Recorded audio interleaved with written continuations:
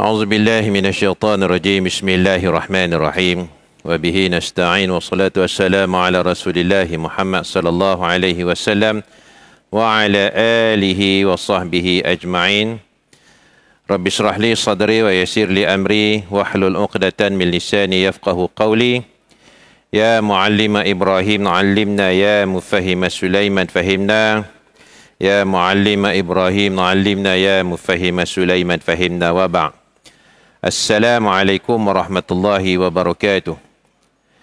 Sidang jemaah yang dirahmati Allah, alhamdulillah pada malam ini kita dapat bersama-sama di dalam kuliah maghrib, dan insya-Allah kita akan sambung di dalam kuliah kita pada malam ini, iaitu tajuk berkaitan dengan orang-orang munafik yang ada pada zaman Nabi Muhammad sallallahu alaihi wasallam. Jadi tuan-tuan dan juga puan-puan, bab yang kita baca hari itu iaitu Ijtima'ul munafiqin bi masjid Rasulillah sallallahu alaihi wasallam wa ikhrajuhum minhu. Orang-orang munafik dia berimpun ramai-ramai dalam masjid Nabi, maknanya dalam masjid Nabawi kan. Bila dia duduk dalam masjid tu, depa tak buat macam mana yang Nabi Muhammad sallallahu alaihi wasallam suruh buat. Masjid ni tempat kita nak beribadat, nak dengar pesanan Nabi Muhammad sallallahu alaihi wasallam. Tetapi orang munafik ni, bila dia duduk dalam masjid Nabi, dia duk mari, duk curi dengar apa yang Nabi dan juga sahabat-sahabat duduk bertazkirah dalam tu. Jadi bila Nabi Muhammad sallallahu alaihi wasallam dia perasan, tahu kata mereka itu hati tak baik,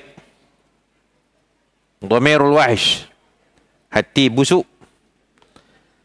Lalu Nabi Muhammad sallallahu alaihi wasallam dia perintahkan beberapa sahabat yang ada dalam masjid Nabi tu pi halau habis semua hak ada tu.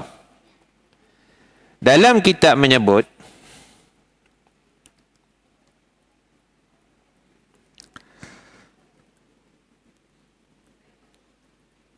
faqama rajulun min bani Khadirah ibn al-Khazraj, bangkit seorang lelaki daripada Bani Khadirah bin Khazraj, yang mana dia ni adalah sama kabilah dengan seorang sahabat besar, iaitu Abu Sa'id Al-Khudri, rahti Abi Sa'id Al-Khudri. Lelaki ini dalam kitab sirah sebut namanya Abdullah bin Haris. Lalu Nabi Muhammad sallallahu alaihi wasallam perintah kepada Abdullah bin Haris ni, kata apa? Bi akhrajil munafiqin minal masjid. Yang mana Nabi Muhammad sallallahu alaihi wasallam pesan orang ni tolong bawa keluar daripada masjid kita ni. Lalu Abdullah bin Haris ni Nabi panggil, suruh tunjuk, tolong hang halau keluar orang tu. Nabi tunjuk kepada seorang lelaki yang bernama Haris bin Amru. Haris bin Amru ni salah seorang orang munafik. Wa kana dhu jummah,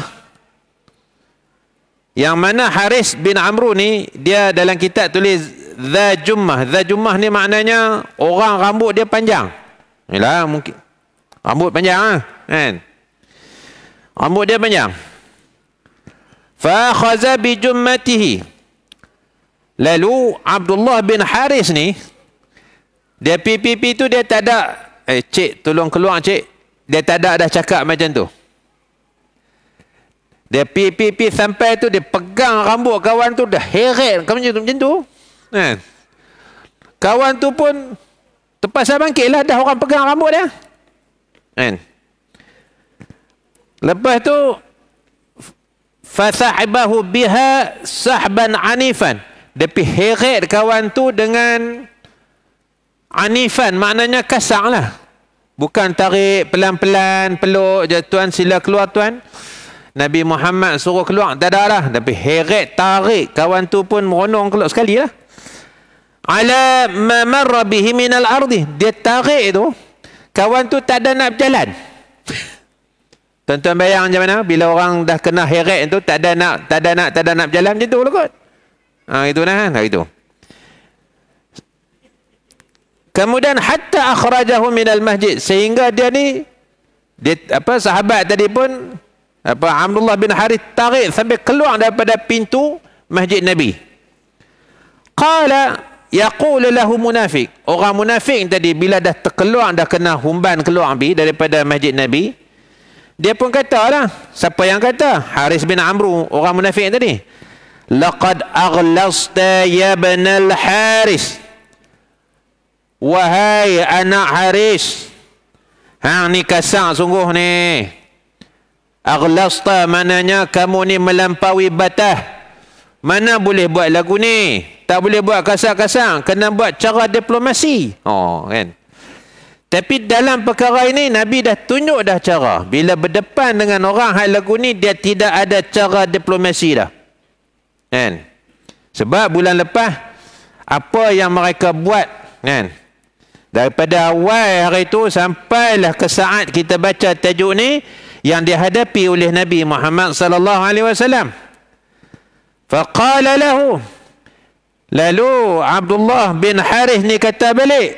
Dia kata apa? Mula orang munafik kata ke dia, hang ni kasar sangat ni, hang ni melampaui batas. Tak bolehlah nak buat cara macam ni. Abdullah bin Harith kata, innaka ahlun lidzalik. Selayaknya aku buat ke hang macam ni. Kan? Hai adu Allah, wahai musuh Allah. Kan? Pasal apa dia panggil musuh Allah? Kalau orang kafir, senang nampak. Kalau Hindu, ada 3 lain. Kan? Kalau Buddha, adalah tanda dia pakai apa ke apa. Kalau Kristian, adalah tanda salib dia. Ni orang munafik pakai serupa macam sahabat-sahabat. Semayang sama-sama dengan sahabat-sahabat. Tapi hati busuk. Kan? Hati busuk, berdendam dengan Nabi Muhammad sallallahu alaihi wasallam. Sebab tu dia panggil musuh Allah. Lima anzalallahu fika. Yang mana Allah Ta'ala dah turunkan dah satu ayat, satu pesanan khusus pasal kamu. Dia kata. Jadi dia pesan apa? Abdullah bin Harith ni kata apa? Fala taqrabanna masjid Rasulillah. Jangan sesekali wahai Abdullah Harith bin Amru, hang duk cuba-cuba nak main masuk dalam masjid Nabi ni. Fa innaka najasun. Sesungguhnya kamu ni najis. Najis apa? Najis dia ada kotor macam najis tai tu ke? Tak, bukan. Najis pada majazinya, najis pada jiwanya. Dekat tubuh badan tak ada najis. Bersih, wangi. Pakaian bersih lah apa semua. Tetapi dalam jiwa tu kotor. Nah tu. Baik. Jadi tuan-tuan, hak tu baru satu kisah. Faqama rajulun min bani Amr bin Auf ila akhihi Zuwai bin Haris. Bangkit pula seorang sahabat Nabi Halim pula. Nabi suruh dia pula pi kepada saudara dia. Saudara dia ni berpura-pura masuk Islam, yang bernama Zuwai bin Haris. Adik-beradik mereka lah, kaum kerabat mereka. Fa akhrajahu minal masjid. Dia pun dihumban keluar daripada masjid Nabi. Ikhrajan anifan. Pun sama juga dihalau keluar dengan cara yang keras. Tak ada dah diplomasi. Wa affafa minhu. Tapi bila dah keluar dah tu, affafa ni maknanya dia tak dapat nak terima. Kalau kata kita adalah ni, turis buat laporan polis kan? Kenapa halau dia lagu ni? Kan? Kenapa memalukan saya macam ni? Kan? Okey, baik. Wa qala, lalu orang munafik ni kata apa? Ghalaba alaika syaitan wa amrahu. Syaitan ni dah kuasai kamu dah. Dia tahu lah pula orang munafik ni. Hang ni dah masuk syaitan dah. Kan? Hang ni dah kena apa-apa. Dah kena rasuk dengan syaitan ni. Jadi tuan-tuan dan juga puan-puan yang dirahmati Allah Subhanahu wa taala, apa jawab sahabat tadi ni? Dia tak jawab apa, dia terus hala keluar, dia terus patah balik. Fahaula'i man hadara al-masjida yawma idzin minal munafiqin. Mereka inilah kan, yang hadir dalam masjid Nabi pada ketika itu daripada kalangan orang-orang yang munafik. Sebab golongan munafik ni dia timbul lepas mana Nabi sampai kat Madinah. Masa dekat Mekah tak ada orang. Kan? Bila sampai dekat Madinah dia mai. Dia timbul satu lagi kumpulan yang bermusuh dengan Nabi, seolah-olah kata macam mana apa yang senang kita sebut ini. Pasal apa dia panggil munafik? Asal daripada perkataan nafaqah. Nafaqah ni kalau kita pergi Mekah, dia ada tulis dekat signboard biru dia itulah nafaq. Nafaq ni maknanya terawang. Jadi dia ambil munafik itu sebut asal daripada perkataan nafaqah. Apa sifat terawang tersebut? Terawang tu dia ada dua lubang. Lubang masuk ke ni, lubang keluar ke sana. Nak keluar ke sana, terbit ke sini pula. Jadi maknanya orang yang ada dua personality. Orang sakit jiwa ni. Kan? Orang yang ada dua personality. Kalih kau ni muka baik, kalih kau belakang muka rimau. Kan? Itu. Baik. Nuzulu awali suratil Baqarah fil munafiqin wa tafsiri gharibihi. Jadi lepas mana turun tersebut, maka dalam kitab sirah ni menyebut turunnya surah Baqarah. Awal surah Baqarah yang nak menceritakan tentang orang munafik. Dalam kitab ni menyebut فَفِي هَؤُلَاءِ مِنْ أَحْبَارِ يَهُودٍ وَالْمُنَافِقِينَ مِنَ الْأَوْسِ وَالْخَزْرَجِ. Allah Ta'ala turunkan dalam surah Baqarah nak menceritakan tentang pendeta-pendeta Yahudi yang bermusuh dengan Nabi, yang berpura-pura ikut Nabi. Kan? Turun kat mereka juga wal munafiqin, dan juga orang-orang munafik, orang-orang hipokrit daripada kalangan Aus dan juga Khazraj. Yang mana Allah Ta'ala turunkan dalam surah Baqarah ini ayat yang pertama, dia mula kisah dia lah. Ayat pertama sampai ayat yang 5 tu nak cerita tentang orang-orang mukmin. Tapi rentetan daripada tu, kalau tuan-tuan tengok tafsir tu, tengok ayat yang pertama sampai ayat 100 nak cerita apa tu? Tuan-tuan baca cerita pasal orang mukmin, kemudian cerita pasal orang-orang ahli kitab, orang Yahudi, Nasrani apa semua, campur sekali dengan orang-orang munafik. Dan semua tersebut Allah Ta'ala cerita dalam ayat 1 sampai 100. Ilal mi'ati minha, sampai ayat yang ke 100. Fima balagani, seperti mana yang telah disampaikan kepadaku. Maknanya pengarang kitab ni, wallahu alam. Baik, dalam hal ini penulis kitab Sirah Ibn Hisham, dia menakalkan sebahagian ayat. Yang selebihnya tu tuan-tuan tengoklah dalam tafsir Ibn Katsir ke, dalam tafsir bimbingan Bin Rahman ke, kan? Yang tu pun tuan-tuan boleh rujuklah nah. Baik. Yaqulu Allah Subhanahu wa ta'ala alif lam mim zalikal kitabu la raiba fih. Ini belum lagi nak cerita pasal orang-orang munafik. Ayat ni. Ini nak menceritakan tentang Al-Quran. Al-Quran sebuah kitab yang tidak syak, maknanya tidak ada keraguan pun langsung. Tak ada siapa pun boleh duduk ada ragu-ragu. Apatah lagi ada waham dan zon. Syak pun dah tak ada. Waham tak masuk, zon lagi lah.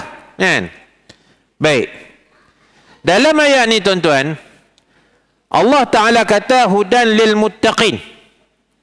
Jadi ayat Quran ni sebagai petunjuk bagi orang yang bertakwa. Apa makna hudan lil muttaqin? Ay yahzaruna min Allah uqubatahu fi tarkin ma ya'rifuna min al-huda. Allah Ta'ala dia bagi peringat, Allah Ta'ala dia bagi amaran, kan? kepada kumpulan manusia akan akibat dia ataupun balasannya, yang mana kamu dah tahu dah Al-Quran itu sebagai yang memberi petunjuk dan tak ada kesangsian. Ini penyaksian Allah. Kamu ragu dengan Al-Quran, jangan duk ragu-ragu. La raiba fi. Allah Ta'ala kata. Bila Allah Ta'ala kata apa lagu tu? Sebab nak bagi petunjuk kepada orang yang bertakwa. Siapa yang duk rasa ragu-ragu bahawasanya Al-Quran itu sebagai penyelesaian hidup. Orang putih panggil ni dulu, dia panggil buat satu slogan, the way of life. Kita duk rasa macam ada kesangsian padanya, maknanya kita bukan orang yang bertakwa. Sebab Allah Ta'ala sebut dalam ni hudan lil muttaqin kan? Sebagai petunjuk kepada orang yang bertakwa. Siapa yang tak mau pakai Quran, nak cari cara lain dalam hidup dia, penyelesaiannya, bukan orang yang bertakwa lah. Kan, tu. Tiap-tiap kali Jumaat Tok Khatib, bertakwalah kamu kepada Allah, bertakwalah kamu kepada Allah. Nak capai takwa kepada Allah, salah satu daripadanya percaya yakin dengan Quran. Kan? Wa yarjuna rahmatahu bitasdiq bima ja'ahum minhu. Dan orang yang nak cari rahmat Allah Subhanahu wa taala dengan cara membenarkan apa yang dibawa mari oleh Allah Taala kepada mereka. Yang tu. Bukan takat kata kita nak beramal dengan Quran saja. Bahkan kita nak cari rahmat Allah Subhanahu wa taala itu juga. Baik. Alladzina yu'minuna bil ghaibi wa yuqimuna as-salata wa mimma razaqnahum yunfiqun. Orang-orang yang beriman. Siapa orang yang bertakwa? Alladzina. Mana? Siapa orang yang bertakwa?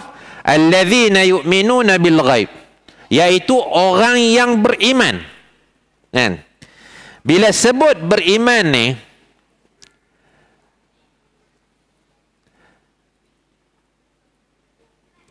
hati dia ni bukan takat mulut saja. Kan?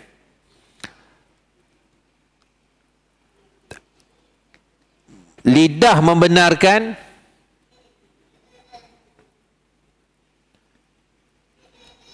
kita buat, hati tu iz'an. Iz'an ni makna apa? Tunduk, patuh. Kan? Bil ghaib, dengan benda ghaib. Kenapa di dalam ayat Quran ini Allah Ta'ala disebut ghaib dulu, lepas tu sambung pula dengan wa yuqimuna as-salah. Sebab ghaib ni hanya orang-orang Islam, sebab dalam agama ni, walaupun Islam tersebut, dia berteraskan kepada logik, akal, kan? Dia tak tolak akal. Tetapi dalam Islam, ada benda yang tidak boleh nak diukur dengan akal. Ada benda yang tak boleh diukur dengan akal. Antaranya perkara ghaib. Perkara ghaib ni, benda yang tak dapat nak dicapai dengan panca indera. Sama ada dengan mata, sama ada dengan tangan, sama ada dengan hidung, sama ada dengan rasa, panca indera kita yang 5. Tetapi Allah Ta'ala dan Nabi Muhammad SAW dalam hadis yang sahih, maksud, sebut benda ni. Kan? Jadi kita kena beriman. Wa yuqimuna as-salah, dan mendirikan salat. Dalam bab salat ni Allah Ta'ala dia sebut wa yuqimuna. Asal wa yuqinu maksudnya aqama, maksudnya mendirikan salat.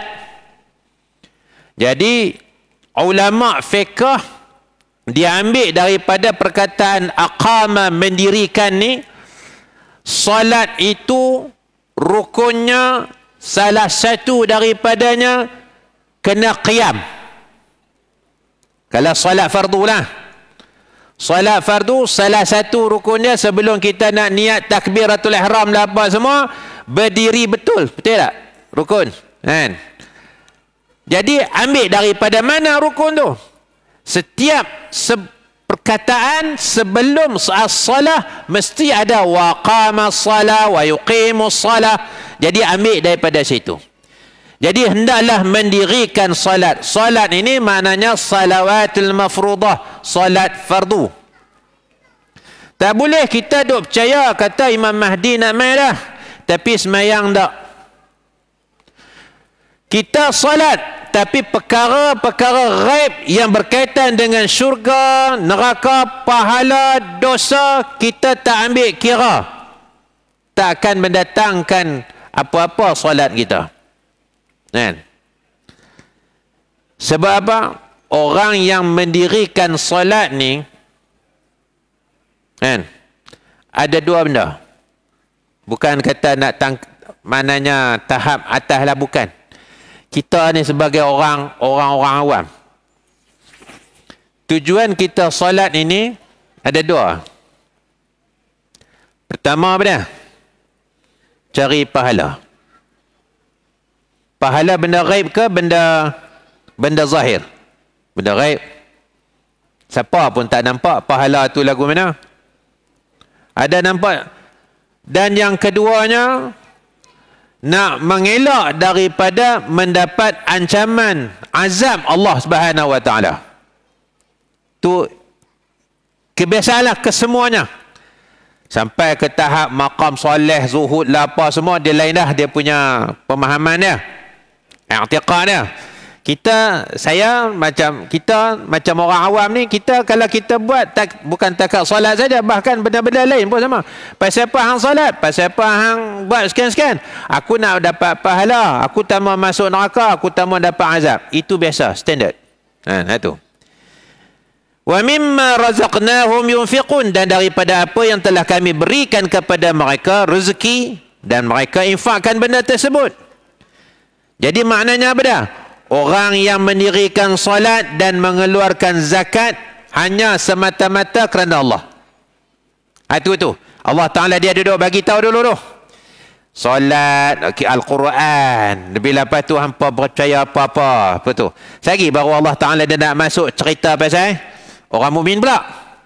Walladzina yu'minuna bima unzila ilaika wa ma unzila min qablik.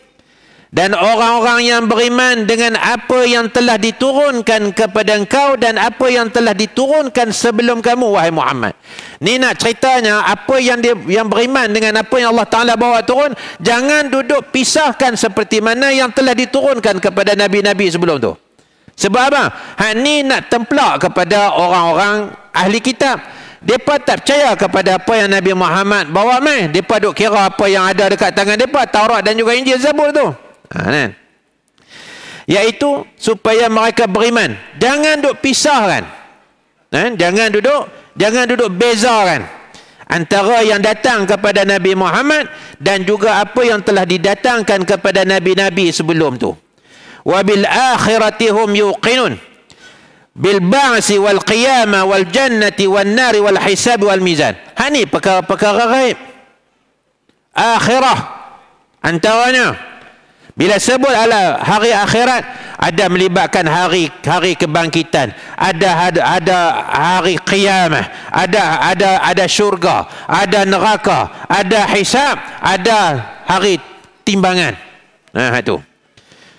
Benda ni kalau Allah Ta'ala dia tak mau buat, boleh ke? Dia tak ada hisab. Dia tak ada mizan. Tak ada syurga, tak ada neraka. Allah Ta'ala dia boleh buat tak? Dia boleh buat. Tapi kenapa Allah Ta'ala buat? Sebagai nak menghargai kepada kita semua. Sebagai nak memuliakan hamba dia. Setiap apa yang kita buat tersebut, kita akan dapat ganjaran dia. Nah, yang tu. Jadi Allah Ta'ala nak tunjukkan kepada kita. Yang tu. Baik. Jadi tuan-tuan, habis dari situ dah sampai ayat kalimah ulaika ala hudan min rabbihim wa ulaika humul muflihun. Okey, baik. Kemudian masuk ayat yang ke-6. Innal ladzina kafaru. Ni habislah ayat 1 sampai 5 nak cerita perihal orang yang beriman. Ayat 6 ni, dia dah mula dah masuk cerita pasal orang-orang yang kafir. Innal ladzina kafaru sawa'un 'alaihim a anzartahum am lam tunzirhum la yu'minun.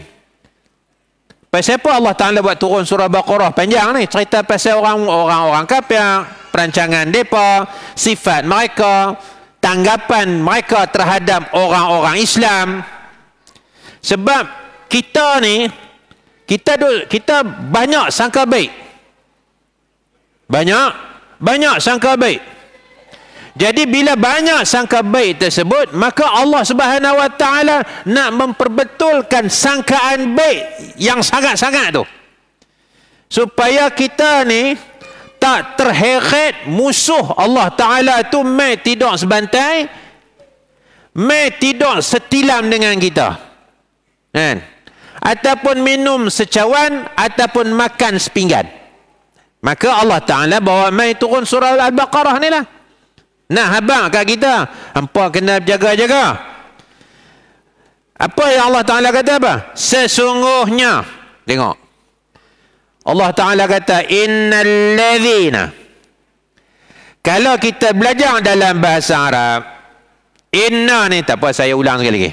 Inna ni huruf harfun nasbin wa ta'kidin. Huruf nasab. Apa makna huruf nasab inna? Apabila selepas huruf inna itu dia jumpa kata nama, dia kena baca bagi di atas. Adalah kaedah dia. Lepas tu takkid, maknanya apa dia? Allah Ta'ala nak menguatkan ayat supaya kita ni sebagai orang yang beriman, yang mendakwa diri kita ni sebagai orang yang beriman, Allah Ta'ala nak pesan betul-betul supaya kita ni tak ghalib. Ghalib ni apa dia? Kita tak leka, beringat sedia.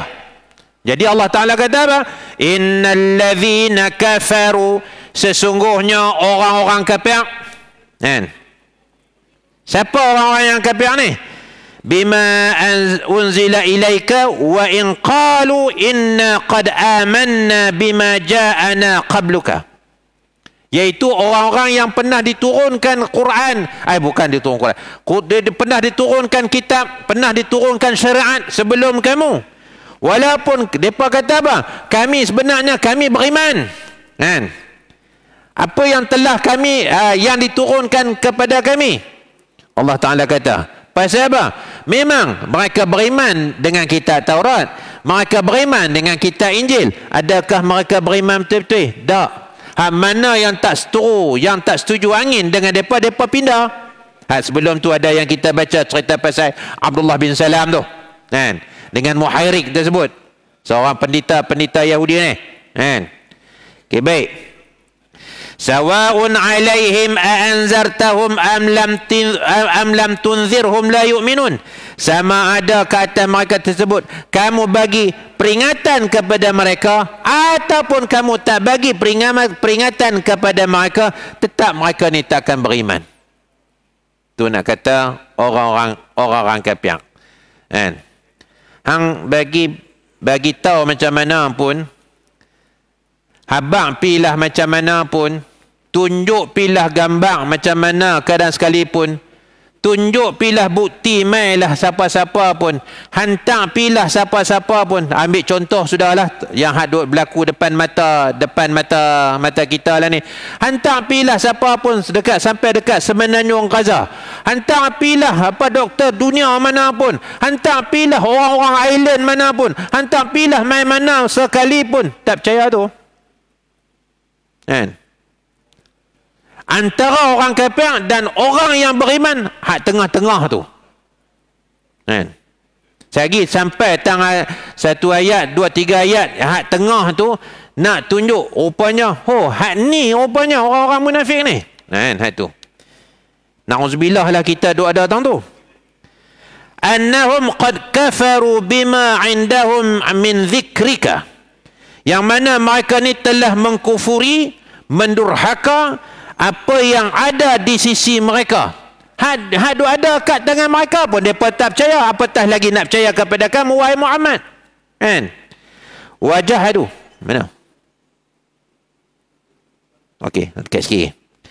Wajahadu ma akhaza alaihim minal misaqi laka. Bahkan mereka mengingkari. Buat pilah perjanjian macam mana pun. Kamu buat perjanjian Dustur Madinah, buat perjanjian antara orang Aus dengan juga Khazraj dengan orang yang orang-orang kafir, termasuk dengan ahli kitab. Tak mustahil mereka akan mengingkari. Misaq ni perjanjian bertulis. Nah, al-ahdu ni perjanjian mulut. Angkat sumpah tu. Kan? Berikrar, itu ahdun. Kalau misaq, perjanjian bertulis. Kalau kata betul lah macam ni, betul lah apa yang dalam Quran sebut. Berapa kali genjatan senjata dekat Palestin? Kan? Berapa kali genjatan senjata antara India dan juga Pakistan? Kan? Jadi tuan-tuan dan juga perempuan yang dirahmati Allah Subhanahu Wa Taala, itu sifat mereka yang sebenarnya. Bukan kita kata-kata, Allah Taala sebut dalam Quran ni.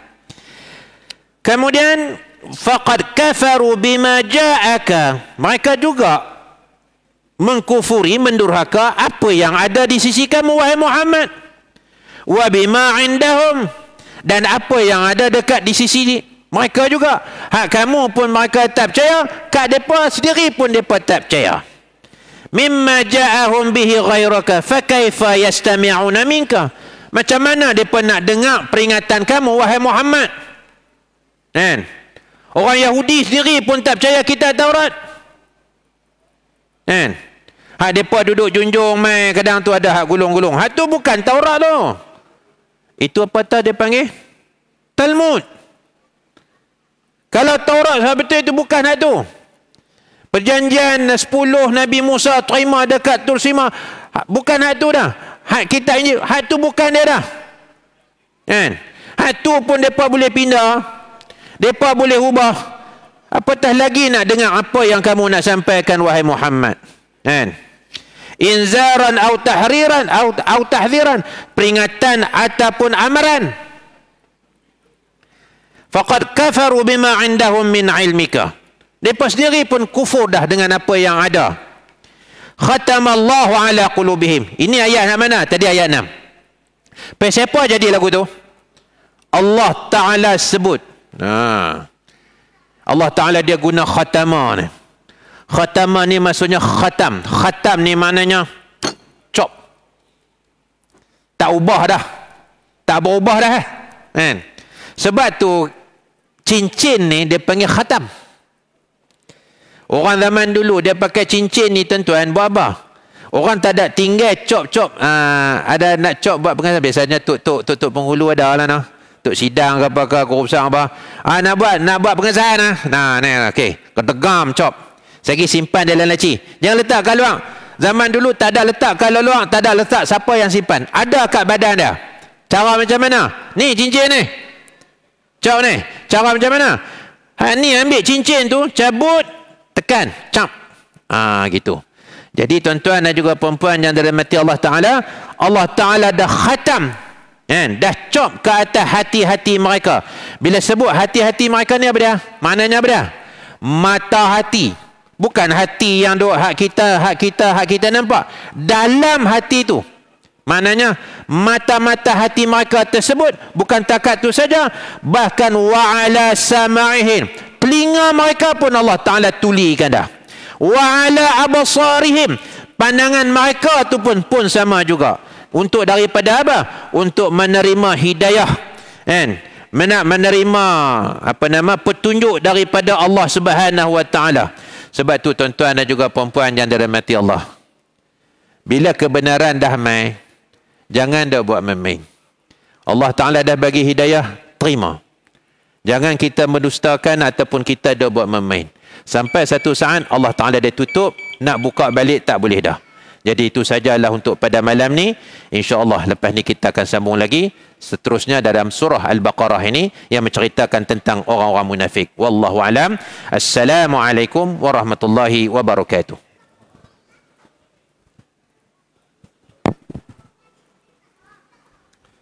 Subhanallah.